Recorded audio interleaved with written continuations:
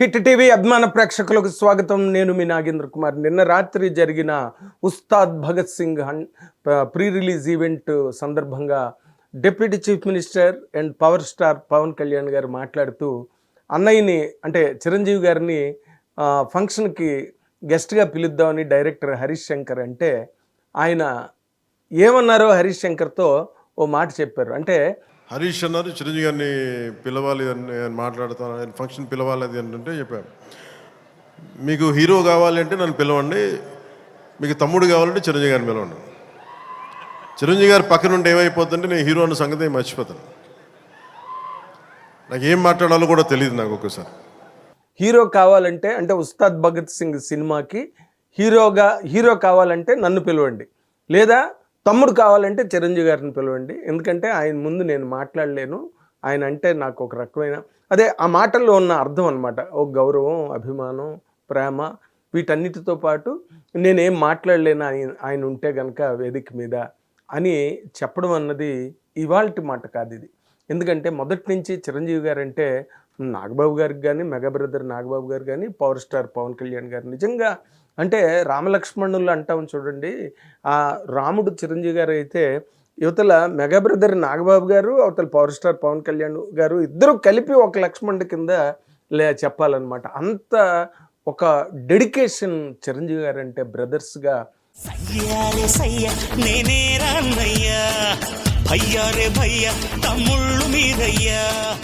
మనం అన్నదమ్ముల మధ్య పరపత్యాలు వచ్చి ఆస్తుల కోసం, అంతస్తుల కోసం, వ్యాపారాల కోసం కుటుంబాలు విచ్ఛిన్నం అయిపోయి అన్నదమ్ములు విడిపోయిన సందర్భాలు ఈ భారతదేశంలో మనం ఇటీవల చరిత్రలో కూడా ఎన్నో చూస్తున్నాం. సరే, ఇంకా మహాభారతం దానికి ఉండే పెద్ద ఉదాహరణ అనుకోండి. కేవలం రాజ్యం కోసం అంత పెద్ద యుద్ధం జరిగి లక్షలాది మంది చచ్చి అన్నదమ్ములే ఒకరినొకరిని చంపుకున్న ఒక గొప్ప పురాణం మన కళ్ళ ముందే ఉంది. కానీ వీటన్నిటికీ వ్యతిరేకమై సమాజానికి ఒక స్ఫూర్తి, అన్నదమ్ములు కలిసిమెలిసి ఎలా ఉండాలి, కుటుంబాన్ని కలిసిమెలిసి ఎలా పంచుకోవాలి, ఆ ఆనందాన్ని ఎలా షేర్ చేసుకోవాలి, సమాజానికి ఒక స్ఫూర్తిదాయకమైన కుటుంబ సంవిధానాన్ని నెలకొల్పిన ఆ ముగ్గురు అంటే చిరంజీవి గారు మొదట రావడం, తర్వాత ఒక్కొక్కరిని రంగంలోకి నాగబాబు గారిని నిర్మాతగా తీసుకురావడం, తర్వాత పవన్ కళ్యాణ్ గారిని హీరోగా ఇంట్రడ్యూస్ చేయడం, ఇవన్నీ కూడా చిరంజీవి గారికి ఉండే ఆ కుటుంబ వ్యవస్థ మీద ఉన్న గౌరవం, కమిట్మెంట్ అండ్ డెడికేషన్ నిజంగానే.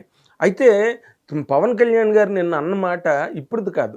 ఎందుకంటే ఆయనది 96 నాకు గుర్తుండి 1996 ఆగస్టు 6వ తారీఖున ఆగస్టు 11నో అక్కడ అబ్బాయి ఇక్కడ అమ్మాయి రిలీజ్ అయింది. రిలీజ్ అయిన తర్వాత నెక్స్ట్ ఇయర్ కరెక్ట్గా 1 ఇయర్ తేడాలో 97 అక్టోబర్ 3వ తారీఖున మాస్టర్ సినిమా రిలీజ్ అయింది.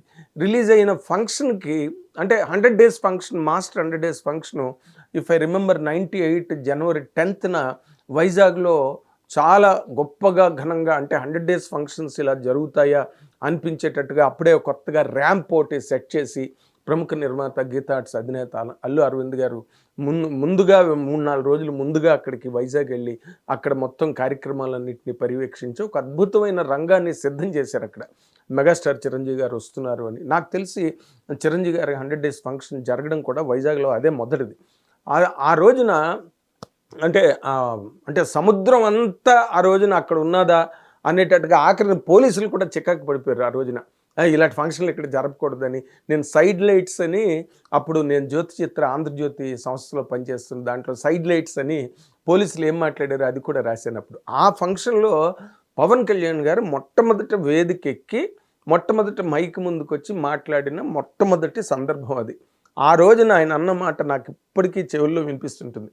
అదేంటంటే ఆయన రాగానే ఏదో ఒక మెగాస్టార్ చిరంజీవి గారి తమ్ముడు, ఆల్రెడీ ఒక సినిమా రిలీజ్ అయింది, ఒక హీరో అన్న ఒక రకమైన అలాంటి భేషజాలతో మాట్లాడలేదు ఆయన.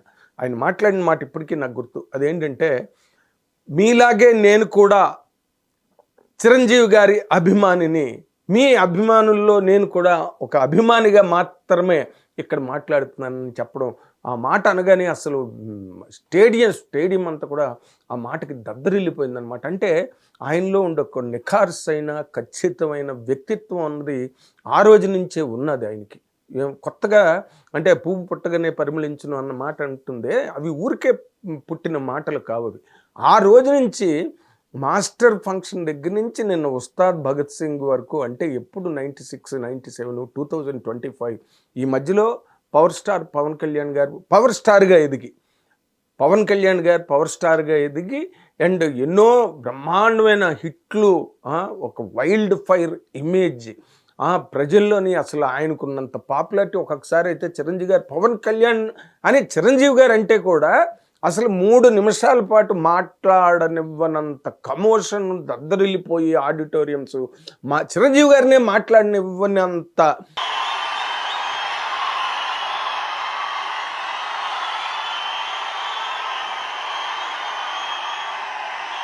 వాడికో తిక్కుంది, దానికో లెక్కుంది.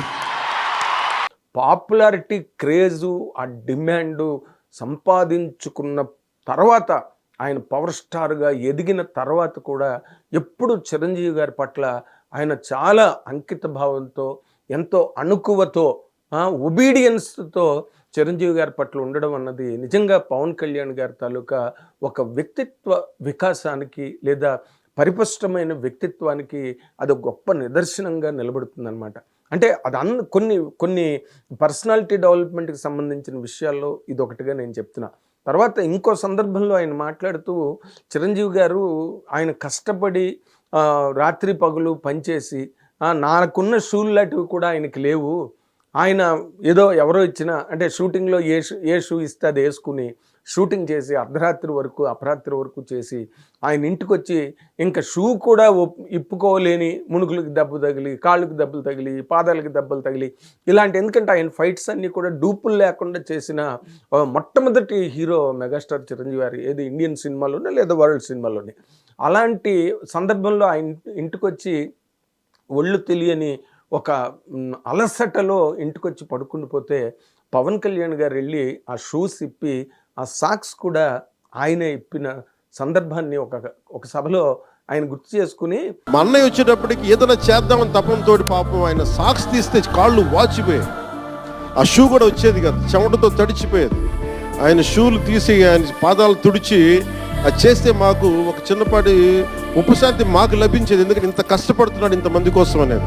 అంటే ఉదయం వేసుకున్న షూ అర్ధరాత్రి ఇంటికి వచ్చేసరికి ఆ సాక్స్ ఆ చెమటతో ఎంత అంటే చెమట వాసన ఎంత వస్తుంది దాంట్లోంచి, పైగా అరిపాదాల్లోంచి చెమట ఎక్కువ, సాక్స్ తడిసిపోతుంటాయి కూడా ఒక్కొక్కసారి ఆ చెమటకి. అలాంటి సాక్స్ బయటికి తీసినప్పుడు అందులోంచి చెమట వాసన రాలేదు, నాకు సువాసన వచ్చిందని చెప్పారు. అంటే ఒక కష్టజీవి తాలూకా చెమటకుండే ఒక గొప్పతనాన్ని ఆ మాటలో పవన్ కళ్యాణ్ గారు చాలా గొప్పగా చెప్పారు. అలాంటి సందర్భాల్లో ఆయన గురించి ఆయన ఎవరైనా ఒక మాట అన్నారనుకోండి, అంటే ఇచ్చిపడేయడం అనేది నిన్న పవన్ కళ్యాణ్ గారు హరీష్ శంకర్ గారికి అన్వయించి మాట్లాడారు. కానీ అప్పుడు ఒక పెద్ద ఫంక్షన్ జరిగింది కదా, వజ్రోత్సవాలు వేడుకలు గట్రా జరిగినప్పుడు మోహన్ బాబు గారు, నేను కాలేజీలో ఉన్నప్పుడే చిరంజీవి గారు ఏదో హీరో అని ఏదో అలాంటి సెన్స్ వచ్చినట్టు మాట్లాడితే, ఆయన వేదికను ఎక్కి ఎవ్వరూ ఊహించని రీతిలో, చాలా అనూహ్యమైన రీతిలో తమ్ముడు మోహన్ బాబు అని మాట్లాడారు. అసలు అది అంత హ్యూమరస్ టచ్ ఉన్నది. అన్నయ్యని పెద్ద చేసి, అన్నయ్యని అంటే తనకన్నా పెద్దవాడు అనే ఒక రాంగ్ సెన్స్ వచ్చేటట్టుగా ఆయన మాట్లాడిన దాన్ని ఎంత కౌంటర్ అటాక్, ఒకే ఒక్క మాటలో తమ్ముడు మోహన్ బాబు అని పిలిచారు స్టేజ్ ఎక్కగానే. అలా అంటే ఇచ్చిపడేయడం అంటే అదే. ఇందాక మా తమ్ముడు మోహన్ బాబు గారు అన్నట్టుగా ఇచ్చిపడేసిన సందర్భం మీకు గుర్తు చేస్తున్నా. అలాంటి సందర్భాలు నిజంగా ఆయన గెలిచిన వెంటనే ఇంటికొచ్చి చూడండి, నేను ఎక్కడి నుంచి చెప్తున్నాను, మాస్టర్ 97 దగ్గర నుంచి మాట్లాడుతున్నా.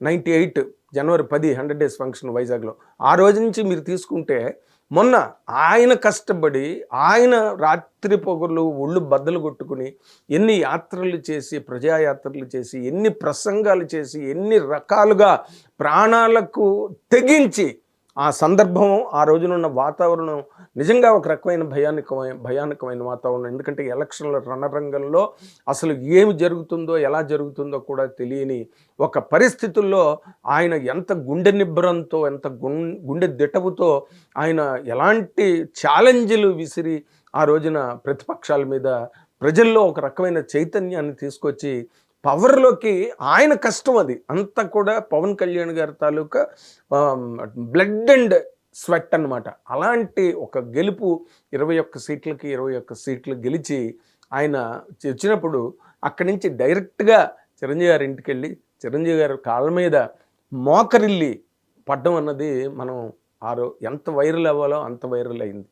ఆ తర్వాత కూడా ప్రమాణ స్వీకారాల టైంలో అక్కడ స్టేజ్ మీద నరేంద్ర మోడీ గారు, రజనీకాంత్ గారు, ఎంతమంది ఆ రోజు స్టేజ్ మీద అంతమంది ఉన్న చోట ఆయన అందరినీ పలకరించుకుంటూ వెళ్ళి మళ్ళీ వెనక్కి వచ్చి చిరంజీవి గారి పాదాలని ముట్టుకొని ఆయనకి కాళ్ళకి దండం పెట్టి ఏదో స్టైల్గా ఇలా అనడం కాదు, కాళ్ళ మీద పడ్డం అంటారే, ఆ కాళ్ళ మీద పడి తన భక్తి విశ్వాసాలని మెగాస్టార్ చిరంజీవి గారి పట్ల ఆయన ఏ విధంగా ప్రదర్శించారు, ఏ విధంగా నిరూపించారు.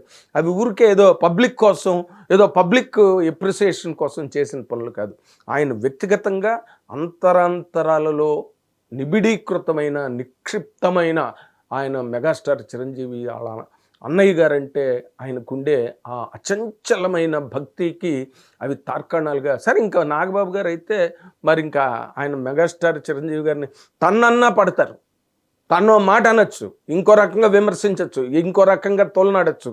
కానీ చిరంజీవి గారి గురించి కనుక ఒక్కరెవరైనా రాంగ్ మాట మాట్లాడితే మాత్రం నాగబాబు గారు మాత్రం 1000 పడగల ఆదిశేషులాగా ఆయన విపరీతంగా ఆగ్రహించి ఒక సభలో కూడా చెప్పారు, చాచిపెట్టి లెంపగా కొడతాను అన్నయ్యని ఎవరైనా. అవి నిజం, అవి ఊరికే స్టేజ్ మీద అందరినీ రెచ్చగొట్టడం కోసం మాట్లాడే మాటలు కదా, అవన్నీ నిజాలు.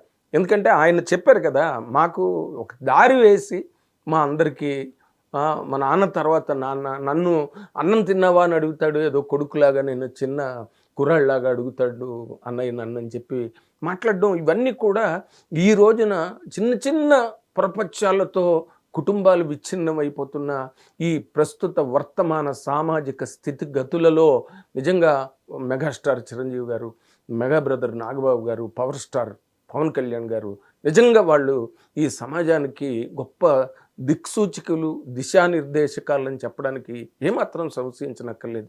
సరే, ఆస్తులు అంతస్తులు విషయాల్లో ఎంతమంది విడిపోయారు, ఇందాకలే నేను భారతం గురించి కూడా చెప్పడం జరిగింది మీకు. అదే మహాభారత యుద్ధానికి మించిపోయి ఈ మధ్య రోజుల్లో అక్కడ ఆంధ్రప్రదేశ్లో జగన్మోహన్ రెడ్డి గారు అండ్ షర్మిల గారు, వారి మదరు జగన్మోహన్ రెడ్డి గారి మదరు విజయమ్మ గారు ఎలా విడిపోయి రాజకీయ రొచ్చులో వాళ్ళు ఎలాగ కుటుంబం విచ్ఛిన్నం అయిపోయి అందరి నోళ్ళల్లో పడ్డారో మనం చూసాం. అలాగే ఇక్కడ కూడా తెలంగాణలో కూడా కవిత గారు బయటకు వచ్చి అండ్ ఆవిడ కేసీఆర్ గారికి అండ్ కేటీఆర్ గారిని ఛాలెంజ్ చేస్తూ ఆవిడ ప్రెస్ మీట్లు పెట్టి వేరే పార్టీ పెట్టడానికి ప్రయత్నం చేసి ఇవన్నీ మనం చూస్తున్న సందర్భాలే.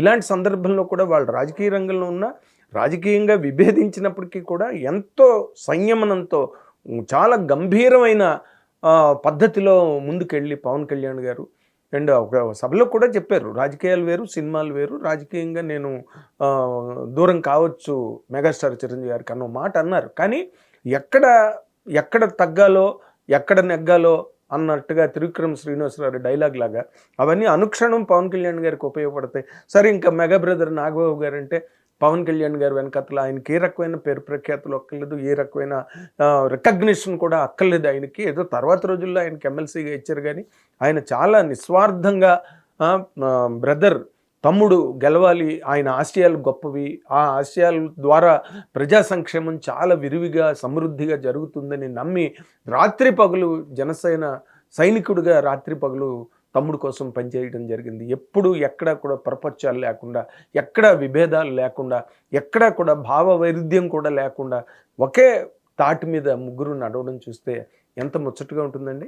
అదే నిన్న రాత్రి ఆయన మళ్ళీ ఏదో పక్కన డిప్యూటీ చీఫ్ మినిస్టర్, ఆయన పవర్ స్టార్, ఆయనకి లేని హోదా ఏముంది, ఆయనకి లేని స్థాయి అంతస్తు ఏమున్నాయి, అయినప్పటికీ ఢిల్లీకి రాజైన అమ్మకి కొడుకే అన్నట్టుగా ఆయన పవర్ స్టార్ కావచ్చు, డిప్యూటీ చీఫ్ మినిస్టర్ కావచ్చు, కానీ మెగాస్టార్ చిరంజీవికి తమ్ముడు అనే మాటని ఆయన పదే పదే ఆయన మననం చేసుకోవడమే కాకుండా పబ్లిక్కి కూడా ఆయన ఆ విషయాన్ని తెల్లని చేస్తారే, దట్ ఈస్ కాల్డ్ పవనిజం.